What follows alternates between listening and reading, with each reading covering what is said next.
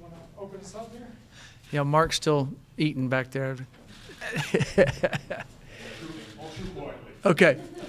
Of course, you know, in our country this week is pretty amazing, isn't it? 9/11, and then all the floods, all the tornado, everything that's going on puts everything in perspective. That's for sure. I thought our guys had an intense practice today. They were getting after it out there, which was good to see. I love the weather, and they're excited about playing at home at Folsom again this Saturday. So I'll take any questions at this time. Just wondering, you as a coach, how would you prepare for preparing all week for a game, having it get canceled? What would you do to kind of make up that time, I guess, if you were in Northern Colorado's position? Yeah, well, we did it here our first year when we had the flood, and we were going to play Fresno, and we didn't play them, so we prepared, and then I think we made a decision. Didn't we make it Thursday morning? I believe it was. It was Friday morning, and we kept, and then it was just, you know, it was the right decision. There was no doubt here in the area, and that was a tough time. So we prepared for them, and then the next week we started preparing for the next game. But it was interesting. That whole weekend, Rick George and I were on the phone Friday evening, all day Saturday, Sunday, trying to get an opponent. And there was about 8 teams that fit our, that could fit in there, and we were only able to get one of them to play us, and that was Charleston Southern. They were undefeated when we played them, too, and ranked high in 1AA.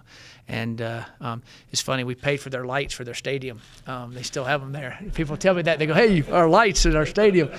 And because that's how much we had. They said Rick and them bargained, got it down and talked about it, and they ended up paying, I don't know, $800-something thousand, how much their lights were going to cost. And they said, well, it's worth doing it.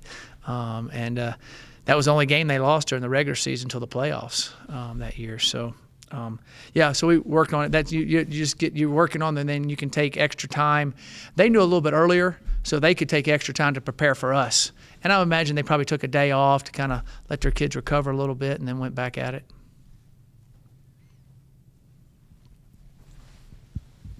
There's been a lot of talk since Saturday's game about stepping up into the pocket, referring to Steven Montez and the changes he made from first half to second half. Right.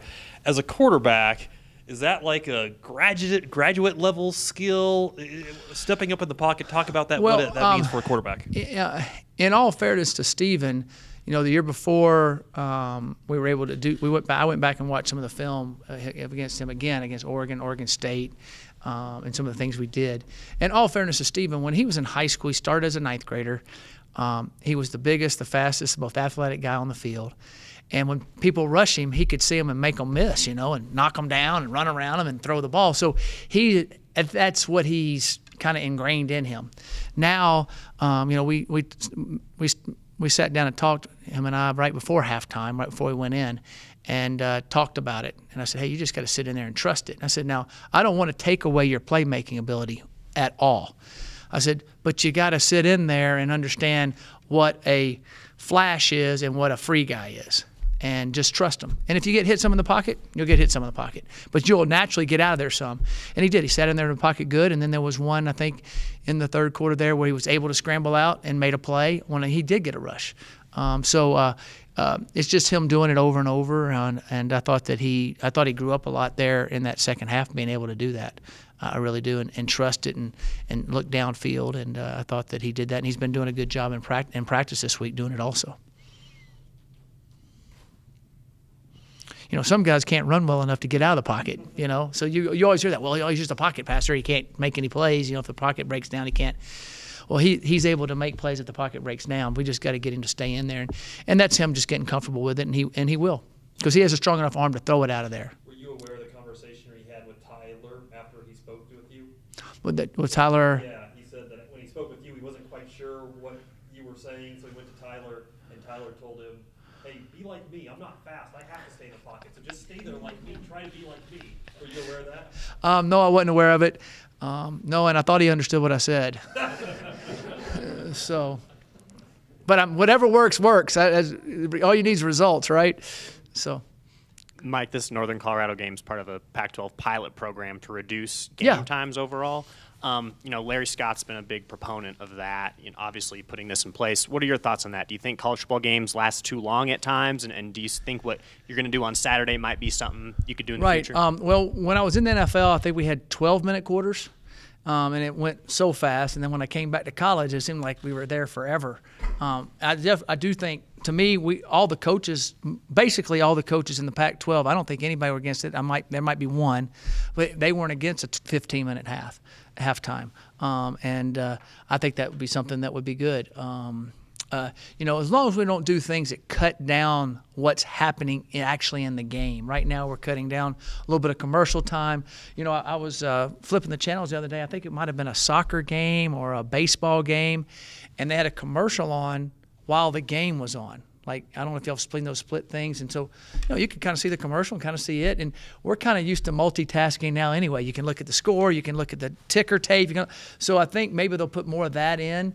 But it's all television driven. I mean, there's no doubt about it. People staying there watching, and especially us on the West Coast, playing a late game. We want people to stay in tune. If we have a real long halftime and we have a lot of long commercials in the first half, they look at their clock in the East Coast and they go, oh my gosh, I'm going to bed. I'll find out what the score is in the morning. But if they can go, hey, I can stay up through this, I think that's the whole idea, I believe. And I think, there has been talk also amongst the coaches, and they've been brought it up, that, in pro football, you don't stop the clock on the first down. But in college football, you do, and then you reset it and it gets going. There's been talk about doing that until maybe the last 2 minutes of the game and put it back like it normally is, because they stop the clock in the NFL when you go out of bounds in the last 2 minutes, all that type of stuff.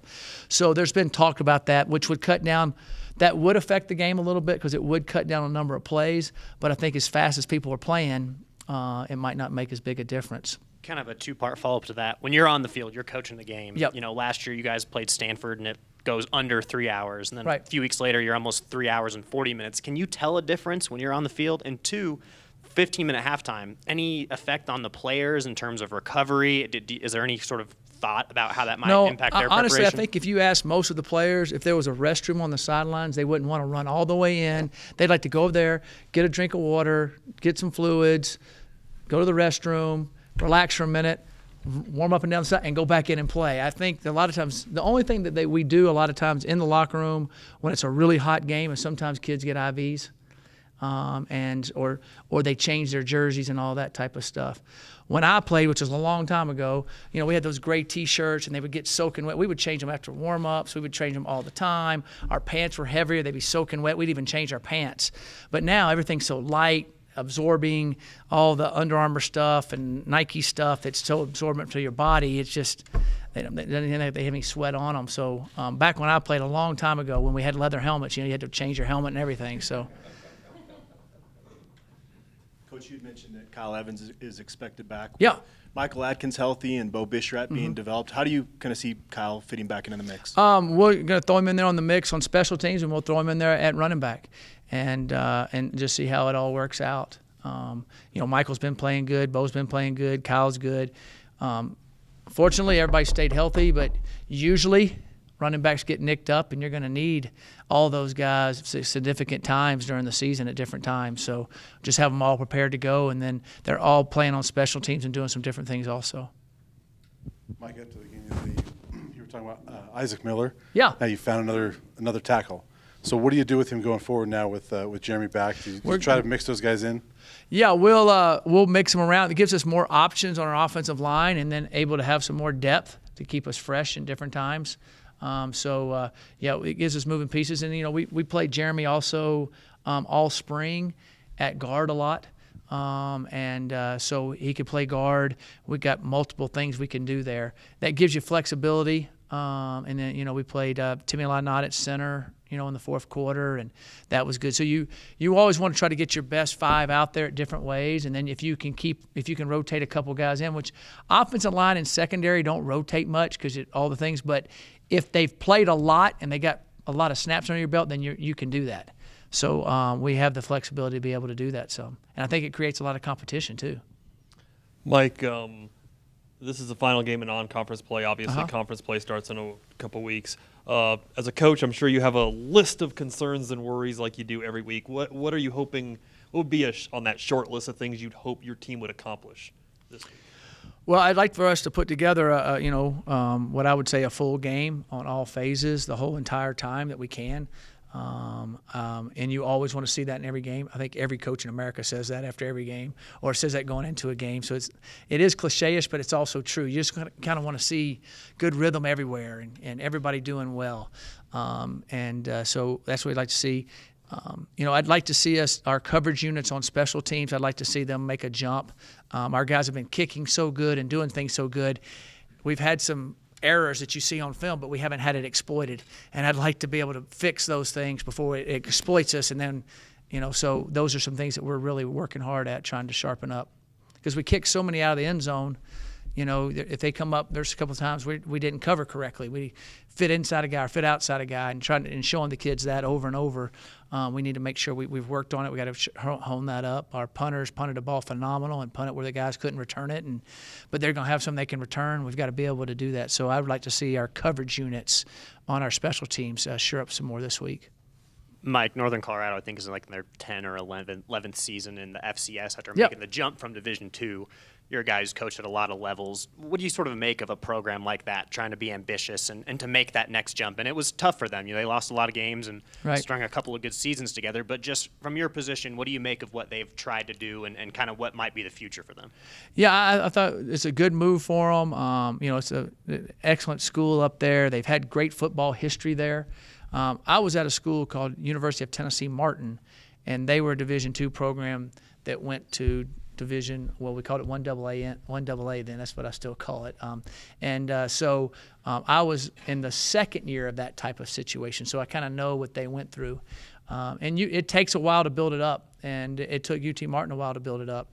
Coach Collins and them had a good year last year. They had a phenomenal quarterback, and so this year they started out 1-0, and so I feel like he has turned the corner, so to speak. Now he wants to climb up in the top of the Big Sky, which is an excellent 1AA league, no doubt about it. So they didn't just jump into 1AA league; they jumped into one of the very best. And so that also takes a little bit longer to catch up. But I definitely think they beat some of those teams last year, and their talent every year looks better and better. Mike, as a follow-up to my question about Isaac, how close are you to finding your best 5 offensive linemen, or has it been tough with not having Jeremy be in that mix the first 2 games? I think we know who our 7 guys are, and then we'll 7 to 8 guys are, and be able to move those guys around. I don't know if we've completely settled on who the best 5 are, and if it's a guard-tackle combination, or if it's keep them that tackle, because they got to do it a little bit in the games before more in the games. But I think we're closer to that now that Isaac got to start playing. I thought that was good. Coach, has the level of your defense surprised you at all? I mean, your red zone defense, 9 plays, net -2 yards. Coming into the season, I'm sure you expected to be good, but did you expect them to not allow a touchdown through the first 2 games? I expect us for all 12 games not to allow a touchdown. No, no. I got that question asked to me on a phone Pac-12 similar question, and asked me what I was most surprised about the defense. What I've been most surprised about is we haven't really totally blown a coverage, totally blown a situation. We've lined up right. We've played hard. We've made checks. We've handled different situations. We've played third downs correctly. We didn't play too deep too many times. We understood what was happening to us. We understand, because it's kind of like an accordion. You they got to make checks out there. They got to move with it. They can't it's not a cookie cutter thing. And what I was most impressed with was so far that they've basically handled all of those situations really well, which has helped us from just having a bunch of wide open guy we had that one run, the open and play the other day where we did fit that wrong. Thank goodness Isaiah can fly, but then they rallied right there, and I think they've handled different adverse situations well and been able to line up correctly. I know that sounds simple, but it's not, especially when teams are going fast and multiple formations. And then they've been able to make a lot of good checks and different things like that have really helped us. And that's an area I thought that we'd struggle with early. Remember I said we'd have a few bonehead mistakes. We hadn't really had those. And I think to me, that's a credit to the players, but I think that's a huge credit to the way our coaching staff and Coach Elliott and them have been teaching them, and some of the different things that we've been doing in our practice and our meetings and in our walkthroughs that I think that DJ brought that I think have really helped that area also.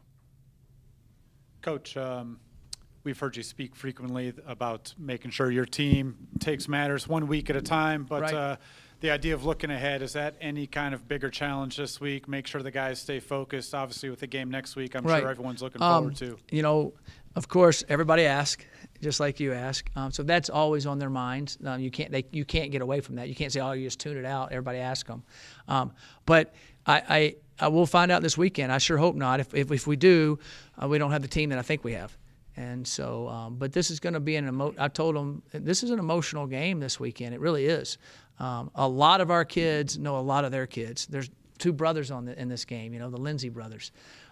So that brings a lot of energy to it. And it's also a situation where a lot of the people that are coming to the game are really excited about Northern Colorado playing us. So I think that puts a little extra incentive into it, and you're going to have a lot more energy and a lot more than just playing. If we would have just played another 1AA team from Texas or something, I think it makes a big difference. And they know that the year before I got here, Sacramento State beat us. They've already watched that film. We've already showed it to them. And Montana State beat us a few years before that. And I believe that, if I'm not mistaken, Northern Colorado beat Sac State last year. Don't quote me on that, but I think that's correct. So our kids know what's at stake and what can happen. You've got to always come to play. Mike, just to double back on game run time, one last thing. Something you mentioned, the late games going way into the night in the Pac-12 on the West Coast. You play a noon or a 1 p.m. game. Right. Are you one of those Pac-12 after dark people? You going to be up till 1 a.m., 2 a.m. watching those games? Or? I'll watch some of them, but no, because I'll be back up Sunday morning, go to church, and be in here to work. So I need to get my rest. And plus, I'll see the whole game on film anyway, over and over and over. But I'll watch some of them, of course, on that side of it. But I do enjoy 12 o'clock kickoffs. My favorite kickoff time is like the 3 o'clock kickoff. I like that. You can get up, get going. We can have good breakfast, meet with our guys, then give them some time at the pregame meal. With this one, you get up, eat breakfast. You don't really have time to meet. You kind of just get going. I know when I was in the NFL, though, I love the 12 noon games, because you had a little bit of, especially a home 12 noon game, you had a little downtime. But I enjoy the afternoon games, especially in Boulder. It is so beautiful here in the afternoons. It's incredible. So especially October afternoons are spectacular. But seems like we play a lot of night games in October. That can be a good thing and a bad thing. It's usually, last year we played the 3:30 game, and then we played a 7 o'clock game, which were excellent. So. Whether it was something from the game on Saturday or from practice this week, do you see your team building towards playing that complete game that you want to see? Yeah, play? I do see the intensity level. I do see the fight in them. I do see practices going at the end of practice, instead of them trying to just kind of get through practice, which they don't really do, but in a way they're kind of thinking, okay, we got one more period. I'm seeing a little bit of more competition. I'm seeing guys wanting to stay out afterwards and do a little bit of extra. So I always watch for that, and I'm seeing that. One of the freshmen that you haven't gotten to talk too much about that has played is Dante Spracca. So I was just wondering, what have you been impressed with about him, and how did IMG Academy help him for this situation? Right. I don't know how IMG Academy helped him for the situation, but I do know him coming in early helped him. He graduated and came in January. And Dante, I remember the first time I met him, he was living in Glenwood Springs, and he came up here for camp. And he's, I think, a rising 10th grader, and he looks just like he does now. I thought he was a grown man. And he was playing quarterback at the time. And now, of course, he's playing outside linebacker. And Dante's had a really good fall for us and played really well in the games. He's got a bright future ahead of him. He's physical. He's athletic. He's bright. And he loves being at the University of Colorado. And so I'm excited about what Dante's done so far, and I think he's got an excellent career ahead of him. Coach, last thing, kind of piggybacking off of what the freshman question, are there any other younger guys that you're still looking to get into the mix, or have you kind of There's a few guys in? we've got kind of sitting on the shelf, so to speak, that are practicing and playing their roles, and just going to kind of see how injuries go. I hate talking about injuries, but that's how our sport is, and so we've got to have those guys ready. And it's similar to kind of what they do in the NFL a little bit. You got the practice squad. You kind of get a couple guys ready. They're pulling guys off of other practice squads, bringing them in. You have guys you have that you don't activate in the 53, but you have them in the 53. You're not quite ready for them. We got a couple of guys sitting there, and I would imagine there'll be a couple of those guys that would end up popping up here in the next 3 or 4 weeks if we have injuries. If not, then we'll have to mix and match and try to work from there.